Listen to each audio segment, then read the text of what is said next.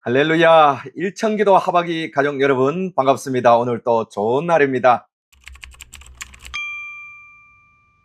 자, 이제 하나님 말씀 함께 보겠습니다. 오늘 보신 하나님 말씀은 마태복음 14장 1절부터 12절까지인데 제가 6절부터 12절까지만 읽어드립니다. 마침 헤롯의 생일이 되어 헤로디아의 딸이 연석 가운데서 춤을 추어 헤롯을 기쁘게 하니 헤롯이 맹세로 그에게 무엇이든지 달라는 대로 주겠다고 약속하거늘 그가 제 어머니의 시킴을 듣고 이르되 세례 요한의 어머니를 소반에 얹어 여기서 내게 주소서 하니 왕이 근심하나 자기가 맹세한 것과 그 함께 앉은 사람들 때문에 주라 명하고 사람을 보내어 옥에서 요한의 목을 베어 그 머리를 소반에 얹어서 그 소녀에게 주니 그가 자기 어머니에게로 가져가니라. 요한의 제자들이 와서 시체를 가져다가 장사하고 가서 예수께 아뢰니라. 아멘. 오늘 말씀은 헤롯이 세례 요한을 목베어 죽이는 그런 슬픈 내용입니다. 이 내용의 주제를 한마디로 말하라면 권력을 갖고 부한 것이 인생 최대 저주다, 이렇게 아시면 되겠습니다. 권력을 가지고 부한 것이 인생 최대 저주입니다. 여러분, 사람이 지나치게 비천하게 사는 것도 참 어려운 일이고 먹을 것이 없어서 저 아프리카 소말리아나 에티오피아처럼 사는 것도 인생의 저주라고 할 수 있습니다. 그러나 지나치게 부하고 권력을 가진 것도 저주입니다. 저는 지나치게 재벌이 되는 것 저주라고 생각합니다. 대통령이 되거나 지나치게 국회의원이 되어서 권력을 가지는 것 저는 저주라고 생각합니다. 여러분이 아니 목사님 그게 뭔 저주입니까? 그러지만 그건 저주입니다. 여기에 나오는 분봉왕 헤롯이 있는데 이 분봉왕 헤롯의 아버지가 헤롯 대왕이거든요. 이 헤롯 대왕에게 아들이 몇 명 있었는데 뭐 아켈라오, 그 다음에 분봉왕 헤롯, 빌립 이런 자녀들이 있었어요. 그런데 어쨌든 이 헤롯 대왕은요, 자기의 왕위를 지키기 위해서 자기 마누라도 죽이고 자기 자식도 여러 명 죽였습니다. 그러니 권력이 저주가 아닙니까? 뭐 권력이 도대체 뭐라고 자기 아내까지 죽이고 자기 자식까지 죽여야 되는 그런 자리입니까? 그리고 예수님이 이 세상에 오셨을 때 동방박사가 유대인의 왕으로 나시니가 어디 계시냐 이거 물었다고 해서 2살 이하의 아이를 전부 죽였다고 하잖아요.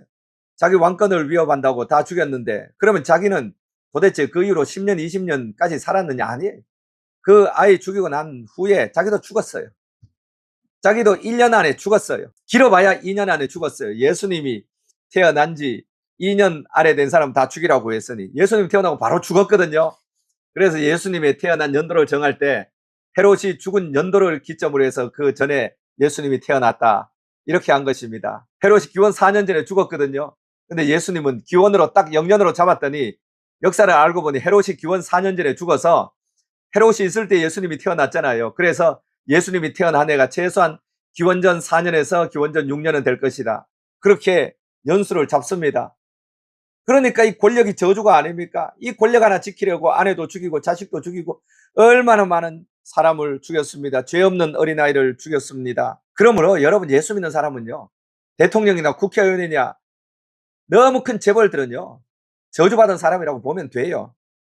헤롯이 동생의 아내가 있는데 이 동생의 아내를 보니 너무 아름답고 마음에 들어서 자기 권력으로 동생의 아내를 빼앗아 버린 것입니다. 3절에 전에 헤롯이 그 동생 빌립의 아내 헤로디아의 일로 요한을 잡아 결박하여 옥에 가두니라. 요한이 그거 당신 잘못한 거요, 정당하게 결혼해야지, 권력으로 당신 동생의 아내를 빼앗으면 불법이요, 그랬다고 잡아서 감옥에 가두어 버렸습니다. 그런데 6절에 보니까 마침 헤롯의 생일에 대여 헤로디아의 딸이 연석 가운데 춤을 춰 헤롯을 기쁘게 하니 헤로디아의 딸이 뭐 살로메라는 뭐 이름을 가졌다고 하는데 기쁘게 하니 너무 기뻐서 무엇을 줄까, 내 나라의 절반이라도 원하면 주겠다. 이 딸이 엄마에게 가서 헤롯 왕이 이렇게 말하는데 무엇을 구할까요? 그랬더니 요한의 머리를 달라고 해라.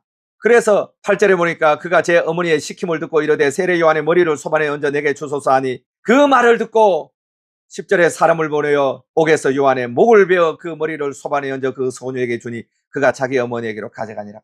얼마나 잔인하기 그지없습니다. 자기에게 싫은 말을 했다고, 불법이요 당신 잘못한 거요 말했다고 권력을 가지고 사람을 죽이는 것입니다.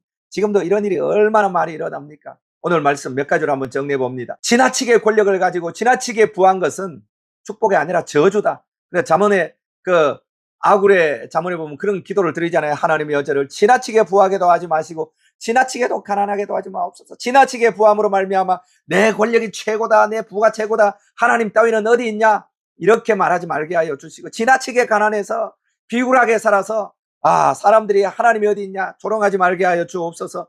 하나님 오늘 먹고 오늘 감사하고 살아갈 수 있는 분복을 주옵소서. 이렇게 기도했잖아요. 그런 의미에서 지나치게 권력을 가지고 지나치게 부한 것은요, 저주예요. 그 권력과 부를 지키기 위해서 어떤 악이든 행하거든요. 둘째는요, 아무리 덮어도 죄는 죄라는 것입니다. 세례 요한을 죽여도 죄는 죄예요. 2000년이 지난 지금까지 죄는 죄로 오는 것입니다. 죄를 해결하는 방법은 죄를 책망하는 사람을 죽이는 것이 아니고 회개하고 죄를 버리는 거예요. 이게 중요한 것입니다. 사람은 죄를 지을 수 있어요. 그러나 죄를 해결하는 방법은 죄를 지을 때 죄를 책망하는 사람을 죽이는 것이 아니라 죄를 회개하고 버리는 것입니다. 그러면 하나님께서, 하나님은 묻히시고 의로우사 우리의 모든 죄를 사하시고 모든 불의에서 우리를 깨끗하게 하여 주시는 것입니다. 그리고 우리가 여기에서 아는 것은 이 세상에는 불의가 승리하는 일이 허다하다는 것입니다. 세례 요한이 예수님으로 말미암아 기적적으로 옥에서 나오면 얼마나 좋겠습니까? 그런데 이 간사한 헤로디아와 헤롯에 의해서 죽임을 당합니다. 이 세상에는 불의가 승리하는 일이 허다합니다. 그래서 천국이 있어야 돼요. 그래서 이 불의를 행하는 자들이 심판받아 지옥에 떨어지는 하나님의 심판이 반드시 있어야 한다는 것입니다. 그리고 성경은 그런 심판이 있다는 것입니다.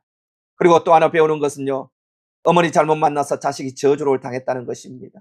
어머니가 불신에 처하고 어머니가 간사하고 어머니가 권력욕이 있어서 원래 자기 남편보다 권력이 더 많은 형인 분봉왕 헤롯에게 불법으로 같이 살면서도 그 권력이 좋아서 그 자기 딸까지 이 저주스러운 일에 동참을 시키는 것입니다. 여러분, 부모의 행실이 얼마나 중요합니까? 부모의 믿음이 얼마나 중요합니까? 이 살로메라는 딸은 어머니 때문에 영원히 저주받은 인생이 된 것입니다. 일천기도 하박이 가족 여러분, 혹시 어머니 계십니까? 자녀에게 기도하는 어머니, 성결한 어머니, 모범적인 어머니 되십시오. 혹시 아버지 계십니까? 이런 헤롯 같은 권력에 미친, 돈에 미친 부모 되지 마시고 하나님 잘 섬기는 경건한 부모, 은혜로운 부모, 자녀에게 경건의 본을 유업으로 물려주는 부모가 될 수 있기를 바랍니다. 참으로 복 있는 자는 하나님 잘 섬기는 경건한 사람이 되는 것이고, 참으로 훌륭한 부모는 하나님 잘 섬기는 경건한 부모가 되어 자녀들에게 믿음의 유산을 물려주는 것입니다. 기도하겠습니다. 살아계신 하나님 아버지, 권력이 좋은 것이고 부가 좋은 것입니다. 우리 모두 권력을 향한 욕망이 있고 부를 향한 욕망이 있습니다. 그러나 하나님, 이런 말씀을 들으면 정신이 번쩍 듭니다. 지나치게 큰 권력, 지나치게 많은 부는 도리어 저주라는 것을 깨닫습니다. 대통령이 되지 말아야 될 사람이 대통령이 되어서 저주를 당하고, 국회의원이 되지 말아야 될 사람이 국회의원이 당해서 저주를 당하고, 부자가 되지 말아야 될 사람이 부자가 되어서 저주를 당하고, 사업의 복을 받지 말아야 될 사람이 사업의 복을 받아 저주를 당한 일이 얼마나 많습니까? 그 일을 위해서 불법도 행하고, 그 일을 위해서 뒤로 사람을 고용해서 사람도 죽이고, 그 일을 위해서 얼마나 많은 악을 행합니까? 자기 권력을 지키고 자기 부만 유지하면 된다는 이런 것들이 자기 인생을 지옥불에 떨어뜨린 것을 알지 못한 채 살아가는 그들이 세상에서 제일 불쌍한 사람인 줄로 믿습니다. 하나님이여, 죄는 죄를 지적하는 사람을 죽인다고 없어지지 않습니다.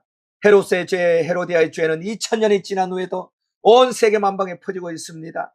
죄를 해결하는 방법은 회개하고 죄를 버리는 것이며, 우리가 어떤 죄를 지었든 회개하고 버리면 하나님은 미쁘시고 의로우사 우리의 모든 죄를 사하시고 모든 불의의 소리를 깨끗하게 해주시니, 하나님이여, 죄를 책망하는 자를 미워하지 말게 하여 주시고 죄를 버리고 회개함으로 우리가 하나님 앞에 새 사람 되어 남은 생에 은혜와 복을 누리는 인생 되게 하여 주옵소서.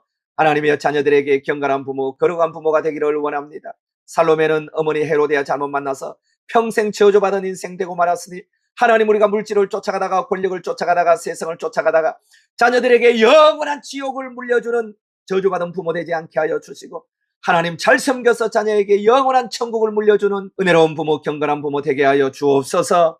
세상에 있는 동안은 악이 이깁니다. 불편하게 생각하지 말게 하시고, 하나님이 천국과 지옥을 가를 마지막 날에 우리의 억울함을 신원하여 주심을 믿고 악으로 악을 갚지 말고 하나님을 잘 섬기며 사랑의 마음을 가지고 용서하며 축복하는 인생으로 우리가 마지막 날에 주님께 영원한 복, 이 땅에서 받는 복과는 형언할 수 없는 궁극적인 축복의 주인공이 되게 하여 주옵소서.